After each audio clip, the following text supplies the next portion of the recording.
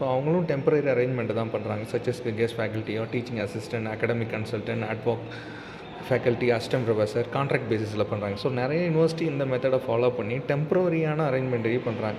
So இந்த சுச்சுவேஷனில் பார்க்கும்போது இதில் நிறைய சிஸ்டத்தில் நிறைய பிரச்சனை இருக்குது. So most of the universities ஒரு கண்ட்ரியில் வந்து சுச்சுவேஷன் பண்ணும்போது அவங்க வந்து ஃபுல் பர்மனன்ட் ஃபேக்கல்ட்டி அவங்க இல்லாத பட்சத்தில் இதோட ரிசல்ட் வந்து ரொம்ப சிவியராக இருக்கும்.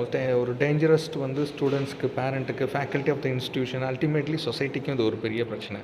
ஸோ இதை வந்து டிசைரபிளாக கொடுத்து காலேஜஸ், யூனிவர்சிட்டிஸ் வந்து வேக்கன்சியை வந்து டீச்சிங் போஸ்ட்டை வந்து அவைலபிள் என்னென்ன எஜுகேஷனில் அந்த போஸ்டர்ஸ் ஃபில்லப் பண்ண வேண்டியிருக்கோ அதெல்லாம் எஜுகேஷனில் பர்மனெண்ட் ஃபேக்கல்ட்டியாக வந்து அவங்கள ஃபில்லப் பண்ணணும். இது வந்து மாணவர்கள் நலன் கருதி செய்யணும்.